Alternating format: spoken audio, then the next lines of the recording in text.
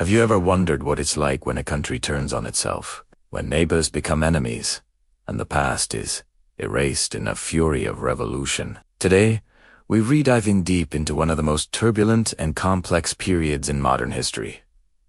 China's Great Proletarian Cultural Revolution. This wasn't just a political shakeup. It was a decade-long storm that swept through every corner of Chinese society. From the grand halls of Beijing to the smallest rural villages, it reshaped a nation, and its echoes are still felt today. So, grab a seat, because this is a story of power, ideology, and the human cost of a revolution that aimed to remake the very soul of China. To understand the Cultural Revolution, we have to go back to the mid-1960s. Mao Zedong, the paramount leader of the Chinese Communist Party, had taken a bit of a backseat. His previous campaign, the Great Leap Forward, was a catastrophic failure, leading to a devastating famine that claimed tens of millions of lives. In the aftermath, more pragmatic leaders, like Liu Shaoqi and Deng Xiaoping, started to gain influence. They introduced economic reforms that moved away from Mao's radical collectivist ideals, allowing for small private plots and market incentives. The economy began to recover, and for many, life was improving. But for Mao, this was a disaster. He saw these reforms as a betrayal of the revolution, a slide back towards capitalism. He called it revisionism. Mao believed the Communist Party itself was becoming corrupt, filled with capitalist roaders who were leading China astray. He was also concerned about his own legacy and his grip on power. He needed a way to reassert his authority and reignite the revolutionary spirit he felt was fading. He found his solution in the youth of China. In May 1966, the first sparks of the Cultural Revolution were ignited. Mao, with the help of his allies, including his wife Jiang Qing and the defense minister Lin Bao, launched a massive propaganda campaign. He called on the young people of China to bombard the headquarters, to challenge authority, and root out the old ways of thinking. He argued that the four olds, old customs, old culture, old habits, and old ideas, were holding China back. This was a call to arms, and an entire generation answered. Students across the country formed radical groups, known as the Red Guards. Fueled by a fervent devotion to Chairman Mao,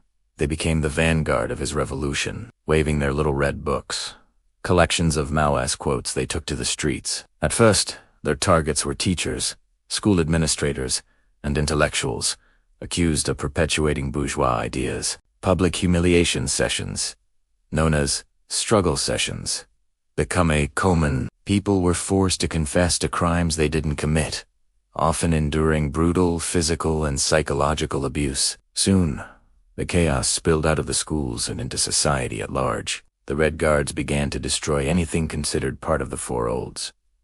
Temples, ancient texts, art, and historical artifacts that had survived for centuries were smashed, burned, or defaced. Families were torn apart as children were encouraged to inform on their parents for any sign of counter-revolutionary thought. No one was safe. The movement wasn't just about destroying the old. It was about establishing a new cult of personality around Mao Zedong. His image was everywhere. Loyalty to Mao became the ultimate test of one's revolutionary credentials. As the movement escalated, it spiraled out of control.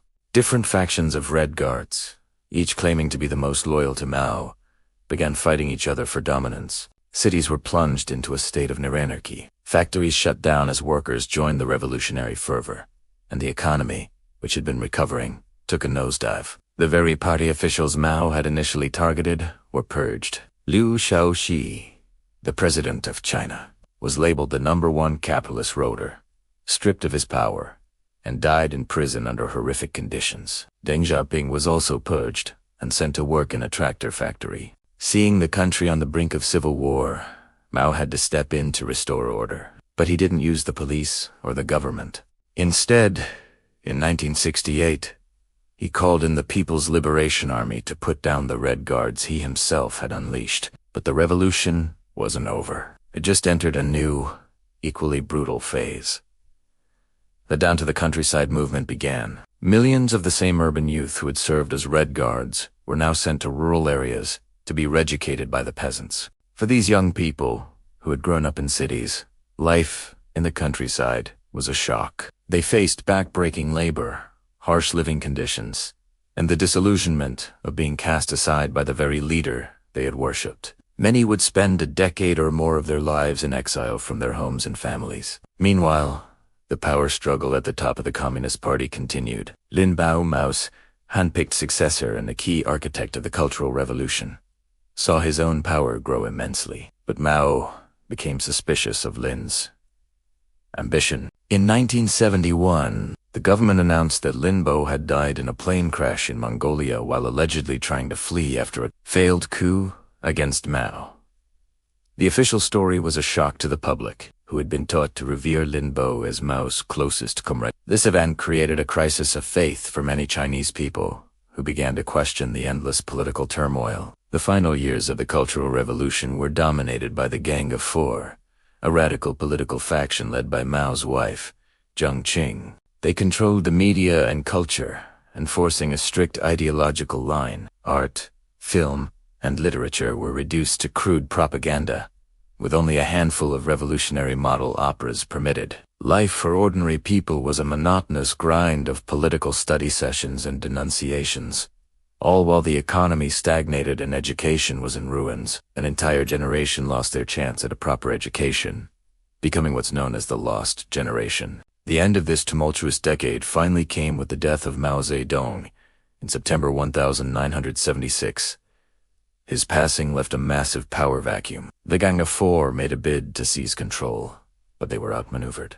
Less than a month after Mao's death, they were arrested, marking the official end of the Cultural Revolution. They were put on a televised show trial, blamed for the chaos of the past 10 years, and sentenced to long prison terms. The aftermath was staggering.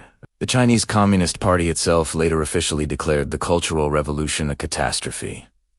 The death toll is estimated to be anywhere from hundreds of thousands to several million. Countless others were persecuted, imprisoned, or had their lives and careers destroyed. The damage to China's cultural heritage was immeasurable, and the economy was left in shambles. But perhaps the deepest scar was psychological. The Cultural Revolution eroded trust.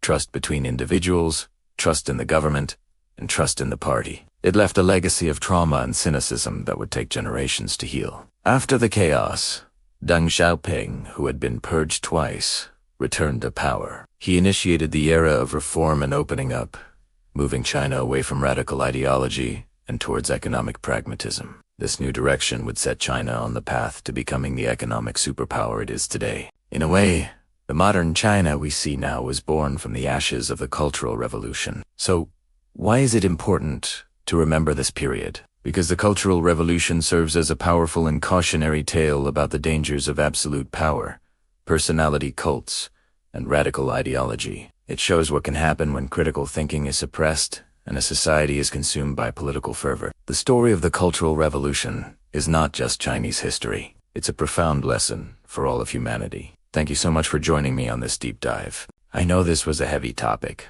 but understanding these pivotal moments is crucial. If you found this video informative, please hit that like button and subscribe for more explorations of history's biggest turning points. And let me know in the comments what you think or what other historical events you'd like to see covered. See you in the next video.